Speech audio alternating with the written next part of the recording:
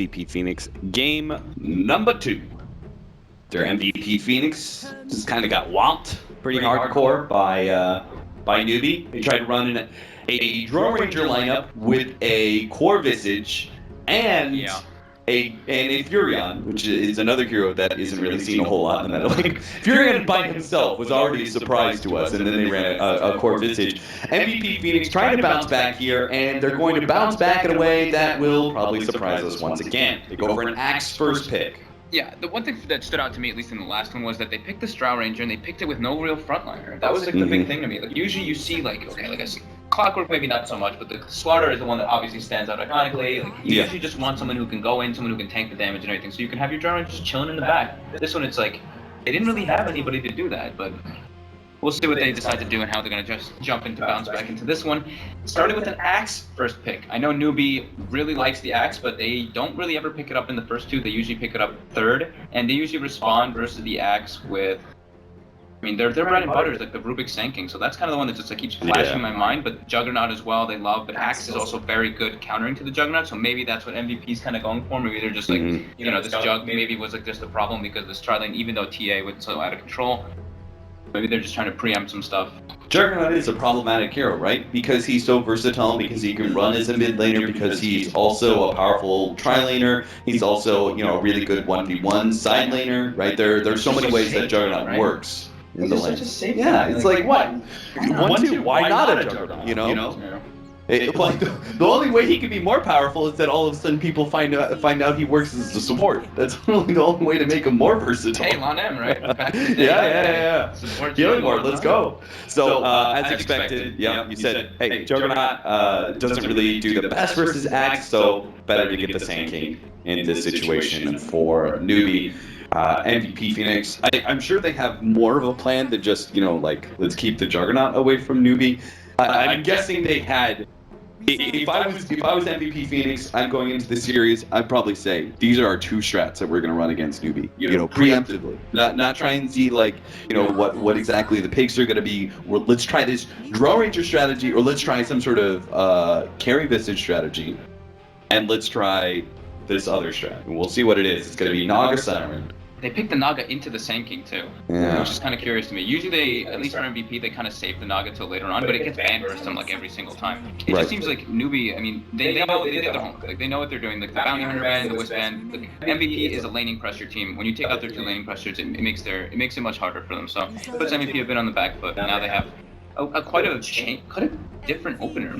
Can you explain a little bit why picking Naga Siren into Sand King would be a little bit problematic for MVP Phoenix? Well, laning phase, of course, you know, Caustic, dealing with Naga Siren's terrible, but then obviously later stages, once you get your Aghanims, you can just, if he's clumped up anywhere, which he technically kind of shouldn't be, but you can just obviously, you know, you stun with Aghanims, applies Caustic Finale against all of them, they pop. Very easy to just take them out.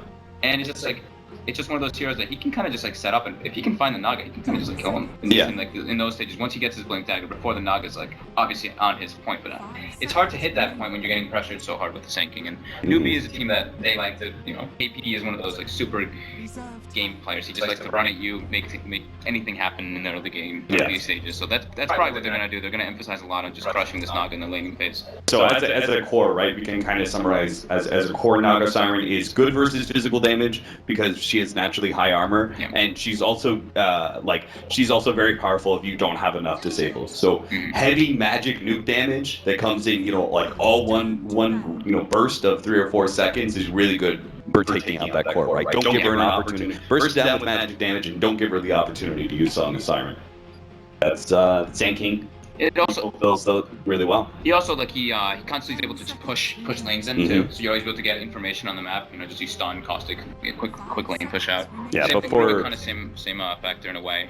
Before you have you know, the Radiance and Manta and everything, Sand King's going to be pushing all these lanes in. Naga Siren's going to have a lot harder time finding that safe farm. We're going to see the Ursa as well as the Timbersaw banned away by Newbee, taking away. What do you read into that? Like, for me, I see like these tanky kind of brawling heroes that would give Naga Siren time. I think Timbersaw is particularly good at being able to prevent towers from being taken, and he's like a nice frontliner with the Hood of Defiance build that is so popular right now. Yeah, they just like MVP, at least like from what we saw, at least in their most recent games, they just heavily favor the Timber. Usually they pick it early. Usually they pick it their first two, but it's just it's a hero that can. He's just obnoxious. Like it's just like that. The Timber one, I feel like they just took it out because it's just like screw Timber. The Ursa one.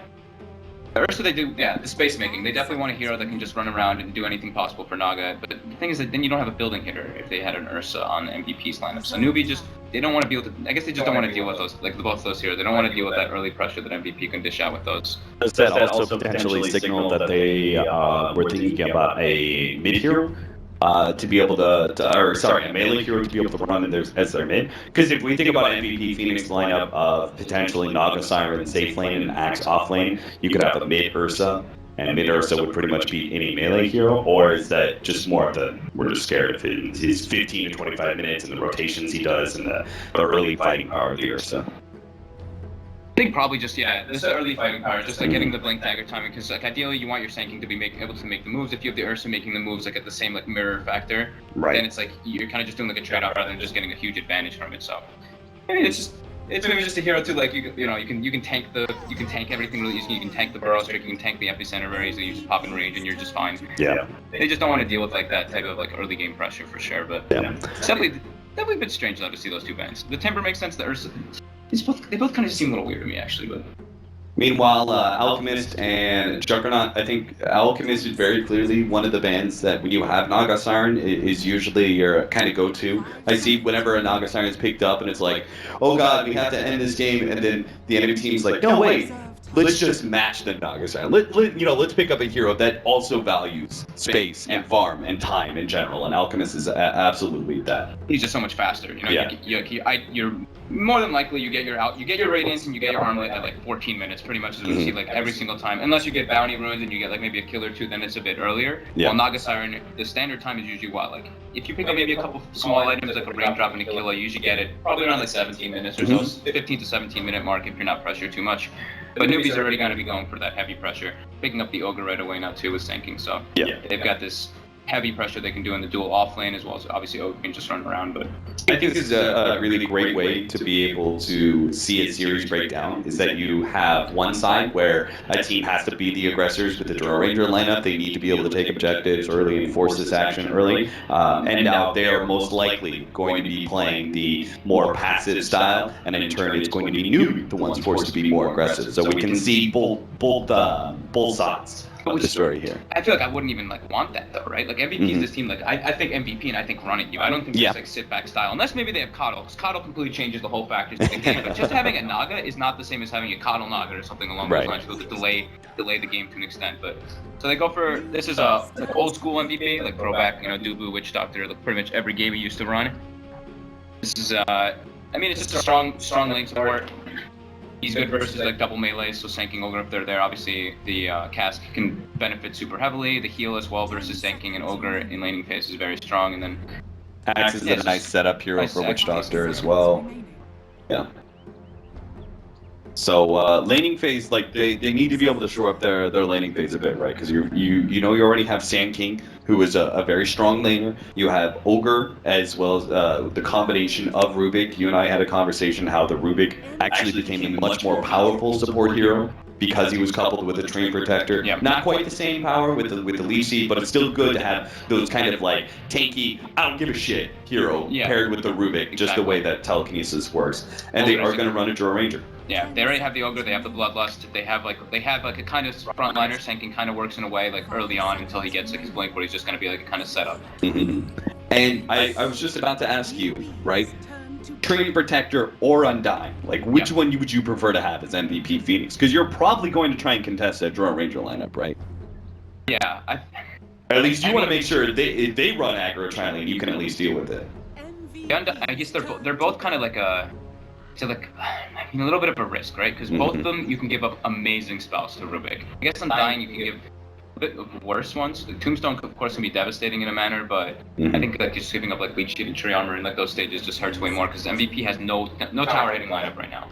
But yeah, I think like the Undying is just like that's kind of like just like a standard that we see, match up the Ogre Undying. Yeah. And it's a great duo. The Witch Doctor Undying, you have heal potential, you have heavy lane pressure, and it's safe. It sets up the Naga to try to have like a pretty cool game. Okay. Interesting.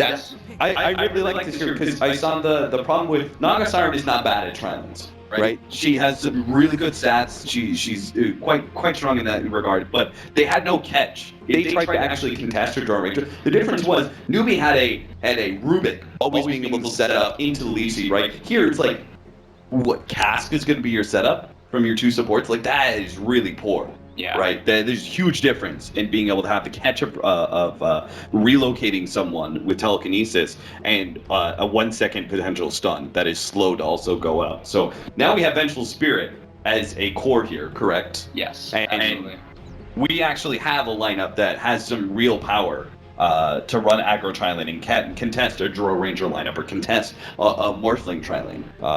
Because that is the other core we have to talk about now for Newbee. Definitely hard. It's like, Rubik is weak in these lanes, but he can just take advantage so much of like positioning in the lanes. Like, you have to be very careful where you're standing, especially versus like Ogre, Drow, Rubik. Like, there's not so much damage at level 1, but level 2 is where it starts becoming much more difficult because Ignite, Bloodlust, Lift, Fateful, all these different factors coming in.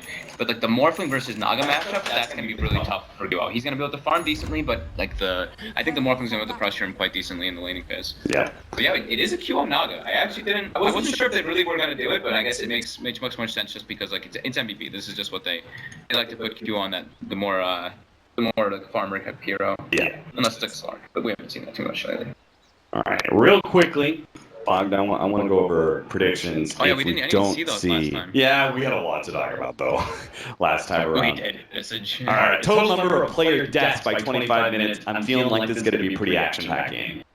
16 to 25? Yeah. 20, I think 16 to 25 is safer. Yeah, I think so too. MVP Phoenix, they're going to have to fight sometimes, but it's not necessarily that they always want to fight, right? They've got a very good we can fight 4 versus 5 underneath our tower sort of situation, right? The Undying, very early, very aggressive. Vengeful Spirit as a core comes online very quickly. It's just, Forev, I think, is really the hero that you look at from MVP Phoenix and say, you're the one who initiates for us, you're the one who is a big team fighter. Like, you have to have a strong laning phase and come online early. Yeah, they have to have kind of like, they're already set up in a way where they want to switch lanes though. Bello is starting out with the TP scroll, so they want to match up where the Drow Ranger is with this aggro tri-lane, like we mentioned. They want to put the pressure on, they want to put Forev in a good 1v1 matchup. We didn't do the team with most kills at the end. Oh well, whatever. We got one prediction. I chose Newbee for most kills at the end, just because they're the more aggressive lineup. They're trying to set the tempo right with this Draw Ranger. I think I said no teleports because I hate that one. And then I thought, highest net worth. I think I said Draw Ranger. If Newbee managed to close this game out relatively early, obviously they can go late game, right? That is a big power of having a Morphling on your team, is that you can extend this game a lot later with the Draw Ranger strategy and still feel comfortable. And you also have... did we talk about the Morphling versus Naga Siren and how that feels for SC and how he's going to be able to get early farm? It should be okay unless there's an Undying in your face doing this, because Morphling struggles a lot actually versus Undying in laning. If you get hit by a couple of decays and you're already at Morph, like he's sitting at 280 HP on a Morphling, but you have high damage. So as long as you're safe, you shouldn't really die. There's no disable on the side to really take out a Morphling. And they're putting a Draw Ranger, instead of having Sand King in a 1v1 against Forev, which would be tough in the beginning before Cosmic Finale really starts taking over. They're going to put Sand King up against the Vengeful Spirit Witch Doctor matchup and have Draw Ranger play the 1v1. I think it's cool. They want to benefit from the pulls as much as possible with like the Rubik, the Sand King. Obviously, he's able to caustic down the creeps once he builds pulls. And I think they want to make sure that UU9 gets solo experience. So they want to put him in that solo matchup. Be sure to boost up their Morphling as much as possible in the laning phase. Let's see, what CS-wise we're looking pretty good so far. Morphling's struggling pretty hard because of this Undying though. Like Faith was there, but Faith came like maybe like 10 seconds after the Undying. So Undying got already 2 decays off on the Morphling, so he's feeling a bit pressured. Don't feel like he should actually be missing that many CS. I think he just feels, he feels bad. He just doesn't like this Morphling in his face, even though it doesn't really put the craziest amount of pressure on you. It's just like it's mental pressure more so. It's kind of interesting. Like traditionally, we looked at Ogre Magi as just being like the strongest support. But he's also very generic, right? What he does is very generic. He just kind of like runs at you, bubbles around. He's just big and tanky, and he doesn't care about physical damage. But if you think about it, right, the two supports that match that Ogre, they have very unique mechanics. Leech Seed, which is a slow and a heal as well as a damage over time. That very clearly, that unique mechanic won them the tri-lane. And then here in this dual lane scenario, the way that Undying works and the way he's able to take away strength away from a Morphling who's already operating on low strength is very clearly winning them this dual lane scenario. So while Ogre is, yes, the kind of like, yes, he's always hard to deal with, and because he's kind of generic and in your face, that he does make for a very good early pick. These other two strength heroes are actually proving to be much stronger in laning phase for these specific scenarios. I mean, Febby's owning. Like, Febby's doing such a good job of securing this lane. Like, SEC, he's just constantly sitting at like 4 strength. I mean, I'm not sure how Febby has had this much mana. He's finally out. He's got 1 clarity to work with, but 1 suicide, and then he comes. I mean, that's the beauty about Undying. You know, you have 400 base in. Or 400 base mana, imagine that. Yeah. 400 base mana, so you're just able to throw out like 7 decays almost. So puts out so much pressure on SEC, but dies a little bit, dies neutrals, and he'll be right back. Laning phase going quite well for MVP right now. QO leading the board, Benj leading the board, Axe doing Axe things, putting a little bit of pressure on UU9, but now Forev maybe going up a little bit too far. Faith making the rotation, coming in with Ignite. They only have 2 points in the Frost Arrows. Will it be enough? I don't know. Okay. TP away, Faith is not quite yet level 3 or level 4 whenever he chooses to get that Fire Blast Zone. No interruption stun. Still though, that just means it's going to be an empty lane for the next 45 seconds or so, and U9 will be able to abuse the hard cancel in situations like that. We haven't examined this aggro dual lane situation that MVP Phoenix is doing with the Vengeful Spirit and the Witch Doctor, where they're matching up against the dual lane of Newbee's Kaka as well as KP. I'm expecting action to break out any moment, just because eventually we're going to have this combination. Telekinesis into Burrow Strike, that's going to be countered pretty easily by Dubu with the Paralyzing Cask as well as the Voodoo Restoration. Voodoo Restoration looking like it's going to be able to win out this man fight, as that heal over time is allowing Velo to stay in it and right-click away. They do manage to chase away Velo as well as Kaka, though. Will pop a bit of regen. At least Velo will pop some regen. Maybe Kaka just decides it is time to end his life. He bites his boot, bites his swords, and taunt on UU9. Oh god, he's so close. A little bit more. Maybe just the damage over time, and it is enough. First blood will go to Forev, striking back hard after being forced away from the Ogre. Ogre leaves the lane, and somehow he's able to get just what he just TP'd in the lane, wrapped around, got some sort of initiation with Battle Hunger. Yep, just got Battle Hunger, walked up, got fall off with a couple creeps, not like 3 or 4 creeps. So he got like I think he even got the 3 spins. So he got a little bit lucky on the spinning factor, but still very nice moving by him. I'm definitely feeling afraid though now for Newbee. Like this Morphling, I don't really know how you even help him. I don't know how you really secure this Morphling. Because they're just Febby is literally just sitting here. He's just like, okay, I don't care if I'm splitting experience with my Naga. I'm just gonna refill his bottle over and over again. Suicide, rinse, repeat, nuke the Morphling. Suicide, fill bottle, rinse, repeat. Like every single time doing the same thing. It's putting so much pressure on him. He's not able to even walk up to the creep wave. QL completely free farm. And now that he's level 3, he's got Soul Rip as well, which is a very valuable nuke at level 1 when you have those units to work off of. So the creeps clash together, you've got 10 units out in the field very easily. Boom, 180 damage, magic damage to a hero that's already low on strength. Rapid rotation coming in from Newbee here. 2-man smoke up from the 2 supports. They're going to lay down some nice aggressive vision that will be able to help out the Draw Ranger in this 1v1, but more importantly, they can get a kill on Forev here, throw him into the creep wave, going to be able to get a lot of damage, just kite him around. They are going to try and TP in with a Witch Doctor, but it's just going to be a bit too late. Forev does end up going down. Fate drops a bit low, the Paralyzing Cast comes out, but it is obviously not enough for the Witch Doctor to be able to commit to a kill. U9 in a better scenario in this 1v1 against the Axe, also setting him up for success. They've not only got this ward now to be able to see TV rotations across, but they also have this ward to be able to see the rotations coming out from mid or any tier 2 rotations that try and wrap across. This is really smart by Newbee. Like I said, like there's no way they really help the Morphling right now. So what's the best way to help the Morphling? Make pressure in the other lanes. Try to open his potential up, at least win 2 lanes in a way. Because Sankey's doing pretty fine in this top matchup. He's completely tied up with the vengeful Spirit, but I think he's got just a little bit more experience ahead in that manner. And in some ways, we also said that you want to pressure and allow Draw Ranger to be able to succeed, so maybe it relieves some pressure from the Morphling. But we also talked about the fact how Forev needs to be able to come online relatively early with his Blink Dagger as he's being chased away, but as a Tombstone blown, a TP going to be wasted bottom lane. They are going to be able to get the initiation on Forev and kind of kite him around. It looks like they're going to make this kill. Forev, unless he gets crazy lucky on spins, he won't be able to get a chop. He throws it down just to be able to get a little bit of extra damage, but Dubu's going to die as well, as the damage is just too much for them to handle. A bloodlusted Jiro Ranger this early on to the game is a huge amount of physical damage. SC, once again, going to be pressured. They're going to try and force him back with waveform and get some damage onto this tier 1 tower, keeping the creep wave alive and on point. Very smart rotations by Newbee though. Like they know this Sand King is self-sustainable. There's no way they can help him Morphling. They just want to keep pressuring this Axe, and they can get 2 kills out of it because of Yu's build, having the 3 in Frost Arrows and maxing up the aura as well. But KP also tried to go for an epicenter kill on the bench, but Philo was smart. He just TP'd out right after the Burrow Strike epi. Oh, okay. Burrow, KP, what use a lot of mana. Yeah. But yeah, he's got a bottle. He's gonna make the rotation to the mid lane. This could be where they put the pressure on the Naga Siren.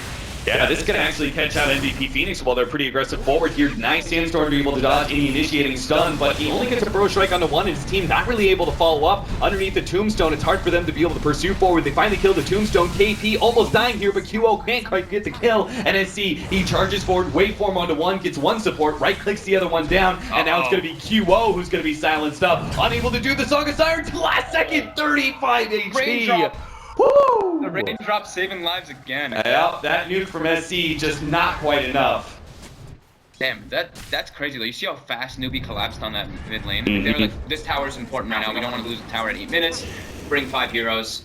Borev's not able to respond in time, obviously, because he's Max in the bottom lane. He can't really TP to his tower and try to get involved in that type of way. Yeah.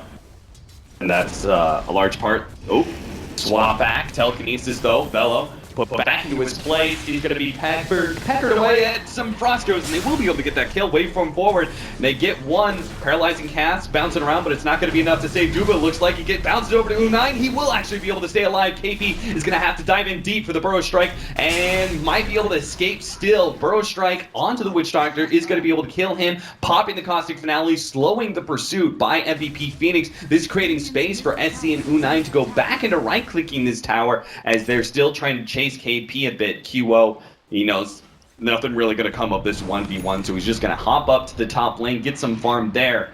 Some space he's trying to create for himself. Bottom lane, SC, whoa, trying to go for Forev here. Forev is dropped a bit low by the waveform, but very clearly neither one of these can latch a kill onto the other. 1-7 right now to the favor of Newbee. But MVP Phoenix do manage to keep their tier 1 tower alive, even if they are behind in both net worth and experience after that mid lane engagement around the Dire middle tower. Newbee's just, their rotations are perfect right now, honestly. Like they're doing it again now. They're making a smoke. They're going toward this bottom lane. They're just following SCC wherever he goes. Does he get the back? Oh, God, get him! Oh, SC not quite fast enough to not expect, as you said, the that hero to be snuck away inside the trees. Really good read, though. That in part is thanks to this ward right here. But is MVP Phoenix going to react fast enough? Newbee's going to be able to wrap around here on the mid lane tower. They've kind of got set up with Duba on the side here, but it looks like they're just giving Bevy up. Oh, and they're Bilo saying, can nope. grab too. Kaka, is he going to be able to get the lift? Duba with the cask. Yeah, it's okay. I love that decision making. That for me, I mean, they very clearly knew about that smoke into their jungle. Did they just assume that Newbee was going to go for the bottom lane tower? I think that was probably, yeah, the bigger assumption. You know, they're trying to make the move to the Morphling, but I mean, Newbee's just really on top of just making the first moves, and that's what they kind of have to do. You know, their versus a Naga lineup, it makes it a little bit easier. You're fighting 4v5 now, or actually even goes for Vanguard on top instead of trying to rush that Blink Dagger out. So it's going to slow their potential to fight even longer, and now Newbee's going to. They almost got, okay, they're gonna get bottom tower as well, so they're getting the access to the Roshan, which they're able to do obviously with Bloodlust or Drow Ranger, and it's pretty hard for MVP to really fight into that with a Naga Siren. Of course they have Tombstone, the combo, you know, the Tombstone sleep, but you don't really want to get your Naga involved still at this point. I feel like in some ways, you feel free to disagree with me here, but I feel like in some ways that's MVP Phoenix being slightly behind the meta. I feel like Wings is the ones who have shown that smoke rotation, right? They don't go for the objective, right? Yeah. They'll always go for the kills. They go for the kill, right? And that is exactly what Newbee did there. They had a choice between taking an objective, tier 1 bottom lane with that smoke after they failed to get the axe kill, or try and wrap on mid and get the kill. And Wings very clearly set the meta where they said, we're always going to try and go for the kills, right? We're not necessarily going to try and take your objectives and get that aggressive vision down or like just be able to get the creeps pushing forward and the vision we gain from that, right? We're going to go for kills and make you feel constantly like you're under assault. And that for me is why I think, MVP Phoenix may be one step behind where people are thinking right now about the game. I completely, oh man. FCC walked up into the totally darkness by himself. Yeah, I mean, he would just He grabbed an invis rune and he just walked into the enemy jungle, and MVP was there with 4 arrows. All right. Yeah, I just kind of figured, Morphling all good by himself. Especially with an invis rune, apparently not. Newbee, though, are going to 4-man smoke straight into the jungle, right where SC died, and try and catch some of these MVP Phoenix perhaps off guard, thinking that they just secured themselves a numbers advantage. So there's no way Newbee would fight, but Newbee were definitely going to be fighting here. They're going to go in straight to the epicenter undeveloped. That's going to be a quick kill, even with the Soul Rip, and won't delay his death. Dubu, he's going to be able to TP out, but Febby might be the second kill here. We're going to have Tranquil Boots online in 5 seconds. Febby's going to have to get himself into the trees in a good position to be able to TP out. That's a smart one, but unfortunately KP is a little bit faster than SC in this regard. Does manage to get the stun off in time, granting them 2 kills for that 4-man smoke rotation and a push onto the bottom tier 2 potentially. Newbee's decision making just seems a couple steps ahead of MVP, to say the least. Like, they don't even care. They're like, okay, it doesn't matter. Morphling is not the fighter. We're making space for the Morphling. We don't need him to fight. We're making the 4-man rotation. We're putting the pressure, getting the kills into the enemy jungle. No vision. Now they put the vision down. So they did that. They just kind of like assume these guys are still going to be down here after the Morphling dies, because they know Naga's just going to play on the mirror side. He's just going to be playing in the opposite jungle. Right. But QO he's doing pretty decent. He's still got his timing pretty set, even though they have only one tier 1, which got denied as well. So tier 2 will fall. U9 is able to pick that one up. Playing dagger timing now. Yeah. The thing that's incredible is that KP is doing all this movement and all this action without the blink. Like, you don't see too many players. Like, you see like Wings, like you mentioned, how to do that. But now again, SEC. Oh, jeez, the kind of roll. Nice 3-man burrow strike. That is going to stop things immediately. They are going to be able to get a counter death ward. That actually almost kills QO. Fortunately, he's very tanky to physical damage. He'll be okay. Nice attempt there, Kaka. Febby is going to be the one caught out, though, as he tries to rotate over to help out his allies. He instead trapped upon by Newbee. They take their 11th kill of this game, where MVP Phoenix only sitting at a meager 2. They've got very good control of the map, and they're going to use it right here. They just killed the big team fighter support of MVP Phoenix, just like last time, but they managed to take the mid tower after they killed Febby. Right there, they pushed in. This time around, after they kill Febby, they're going to be able to take Roshan, a big objective. I mean, it's such good play by Newbee, really. Like, MVP's trying, but their heroes just they just can't really fight into the aggression by Newbee. There's an Aegis for U9. And now they can go ahead and go for more objectives. Nice epicenter set up, and that magic damage burst that we talked about, not quite enough. Unfortunately, maybe if KP was level 11 and he had that second level of epicenter, maybe if they just had some sort of nuke that was stolen by Rubik or really any control. Kaka was short of both spells, so I think he was trying to decide which one would be the better play to do, and he ended up using either. Whoa, Febby caught out here as the rotation comes across. They just took that tier 2 bottom lane. Maybe they expected a tier 3 tower push, but instead, Newbee wrap across into the mid lane tower once again, right? Kind of the same rotation, right? Yeah, from bottom into mid. Febby gets caught out, and this guy cannot afford to be caught out, right? This is their big team fighter. This is their big team fighting support that allows them to be able to match up against Newbee, despite having a disadvantage in numbers sometimes, where Naga Siren's trying to split push or something like that. Like, this guy and Axe, those are the two that allow you to be able to stop some of these pushes. This is just, I mean, it's snowballing out of control. They do have a Naga, though, so it does take some, obviously, though, it takes time, but... Yeah, shake it, Kaka. You shake that death ward. Paralyzing cast and a counter death ward from Dubu shows them how it's done. A support for a core, though. Remember that Vengeful Spirit is still ultimately a core. They're going to be able to get the Undying on the backside as once again U9 managed to come in. Goes for the Hurricane Pike, not able to claim anything more, though. So a 2-for-1 exchange. They're crushing with their pressure, their map control. Like, even now you see, like, SCC doesn't go for that straight Lincolns. He knows, like, the way that the map is working with him, he's going to be able to get this boots of travel, just farm. This is just all he needs to do at this game. The rest of his team is doing everything for him. So yeah, going for the boost of travel rather than going for that Lincoln is definitely the smart play for him here, because they have so much of the map opened up to them. They have this whole Radiant jungle able to be farmed out, and now they're soon going to be going for this top tower, and that's going to open up even more. It's going to limit MVP so much. Even just backdoor it, right? And don't give them time, right? Push down the creep wave and telegraph, hey, we're going for this push. They're just like pop out, take the tier 1 tower nice and quick because they can. And MVP Phoenix, we've yet to see the impact of this Blink Dagger on Forev. haven't managed to cut out the Morphling, you know, set up some sort of big new gank on him. Haven't managed to win a team fight against Newbee. He tries to catch KP, but a blink for blink. They have all this aggressive vision all around this Ancients area. Secret shop, below the cliff, and even all the way up here. This ward's about to go down. You know, Becoming irrelevant soon anyway. MVP's lineup is also just like, it's really hard for them to really do anything, to be honest. Like, what's their actual follow-up on an Axe call? Yes, they get a multiple hero call, and then what's the follow-up really? You know, there's a Tombstone thrown down, there's a Witch Doctor thrown, but there's no AoE follow-up. They can maybe take out like one hero and just hope for the most possible spins, but Newbee's backup is just so much more powerful. It's really just all in on this Naga, pretty much. It's Naga versus the world. Tier 2 easily dropped. And Naga Siren isn't even that valuable because we haven't talked about the whole replicate versus a Naga Siren who's looking to split push. Well, once you have that Radiance, you're also just increasing the Morphling's farm. As he's going to be replicating those illusions, he'll have a Radiance to work off of his own.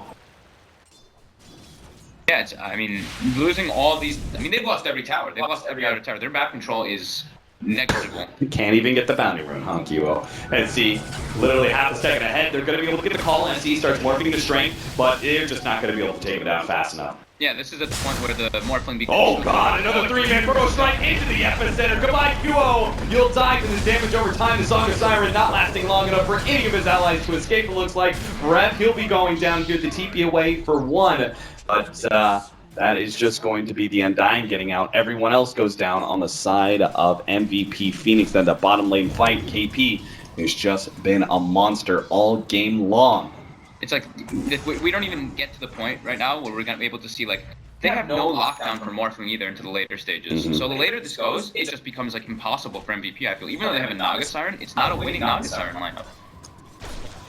Newbee gonna be able to push out. All the lanes are pushed in. They have very good aggressive vision, especially at that top half of the map. So if they keep middle and bottom lane pushed in, they pretty much know everything about MVP Phoenix at all times. Yeah, they don't even want this. They know that they can close this game out so early. Obviously, you know, it's 3-17, so they feel very confident. But you know, Kaka goes for that early mech, and then Fate's gonna be going for that very early fight as well, so they're just looking to get all the pressure. Jump in, call on the 2. That's pretty good. They're going to be able to follow up with a stun, but really, there's just nothing good there. Bella's going to be able to swap back, but now he's in danger. SC just keeps on marching forward. He knows he can. He's got the nuke. Not going to be able to finish him out. The call, not there in time. Bella may take out from the urn. Meanwhile, they've already taken out the Naga Siren. U9 managed to come forward. A really good paralyzing cast. Bevy's going to be stopped up. There's so much Tombstone action. They're actually going to be able to win this fight with some of the buybacks. Bevy's still not able to stay alive through the nukes of SC. He's just too big. Another buyback comes out. They're going to be able to get the call onto Kanka, but SC is away.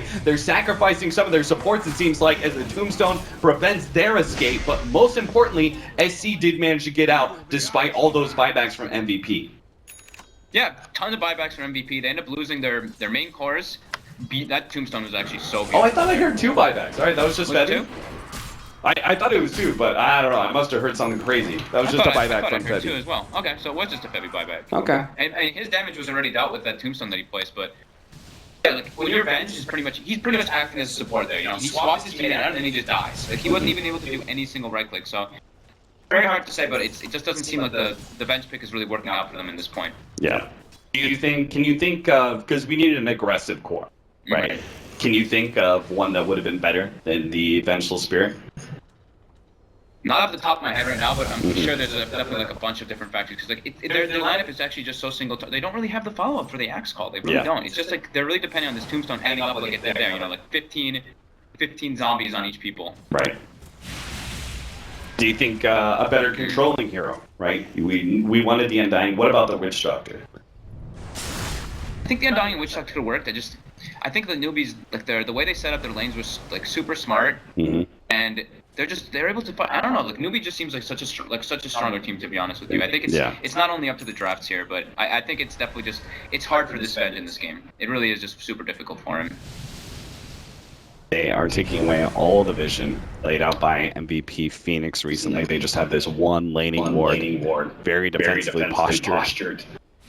And this mid ward, really that's only going to be able to see any pushes, but it's not really going to help them create space. It's not going to be able to find them any ganks or pickoffs.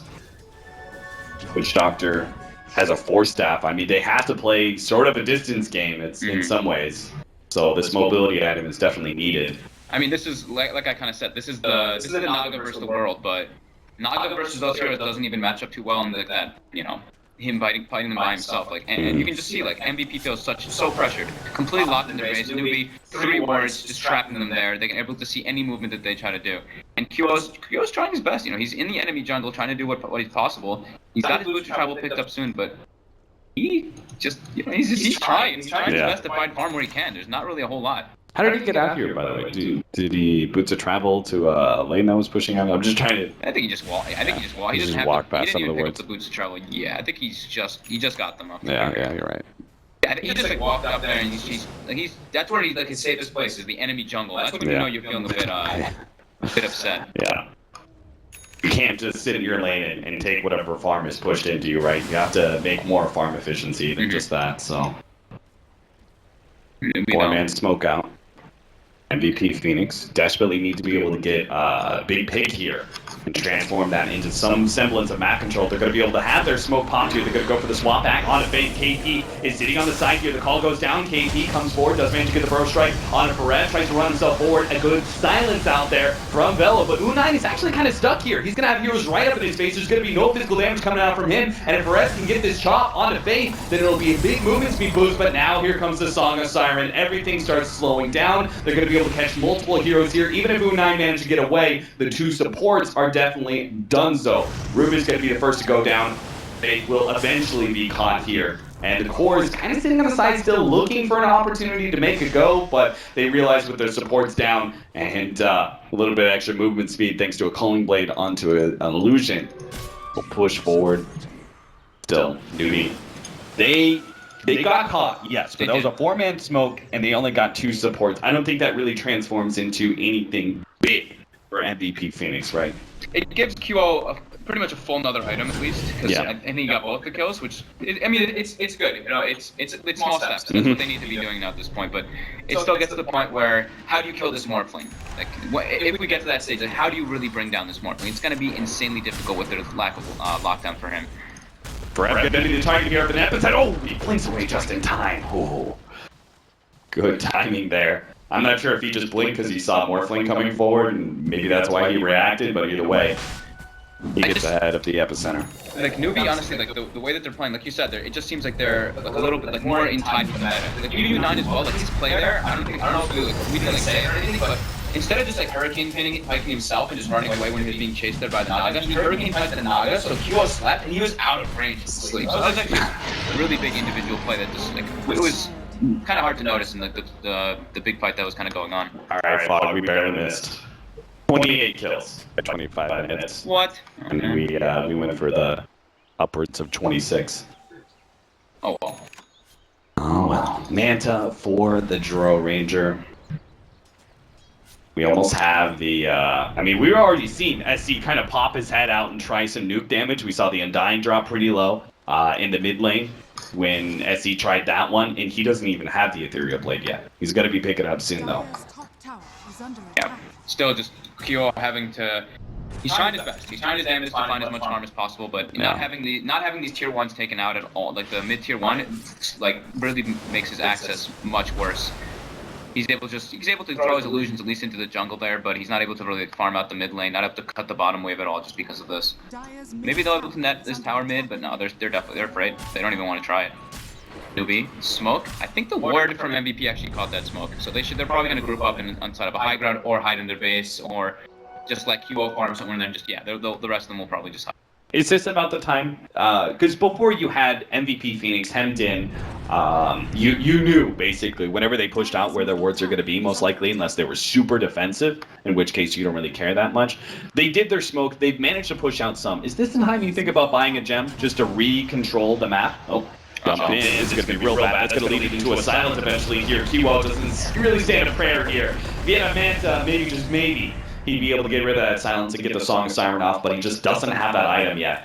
He felt safe. He did feel safe. Like, they knew the smoke was going on, but he was like, okay, they're not going to smoke here. They're going to smoke to like an objective. They're going to smoke to a lane, but going for the kill. They knew he's farming in the jungle. Like we said, that's the safest place for him to farm. Safe place for him to farm, and that's probably what Newbee's thinking as well. Like, he's in our jungle.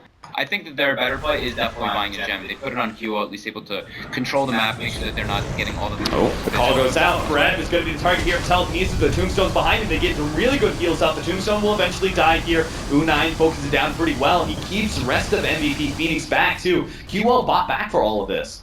And they don't actually get a fight that they can push forward and succeed. They didn't bring anybody low enough with that axe initiation.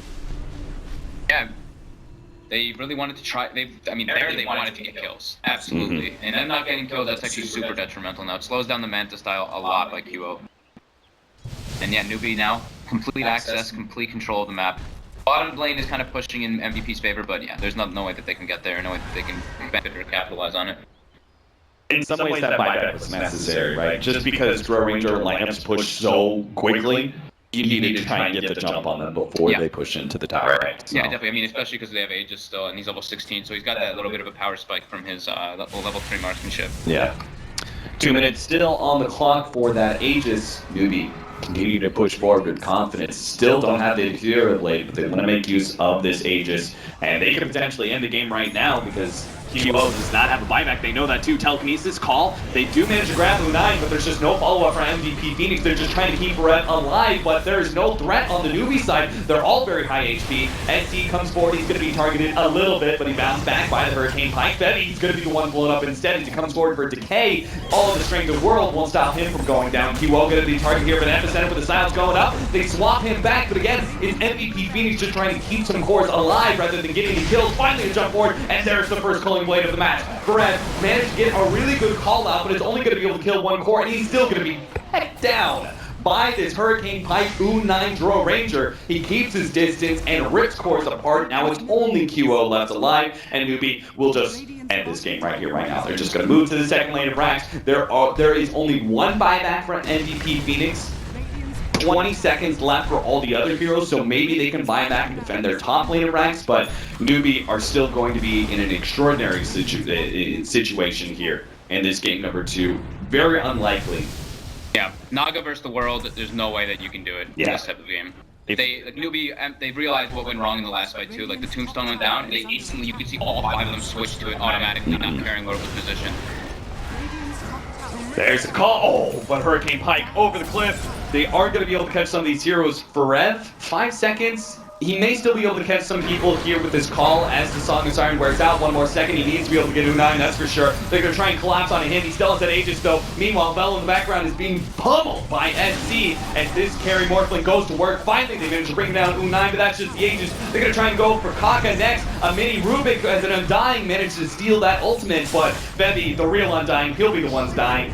Brett, he'll also be going down here. The Ethereal Blade finally up. SC makes short work of some of these cores. Ultra kill for him. He looks for the Rampage, but MVP Phoenix will deny it. QO head back to Fountain. Will they surrender this game? The series taken by Newbee in a very clean 2-0.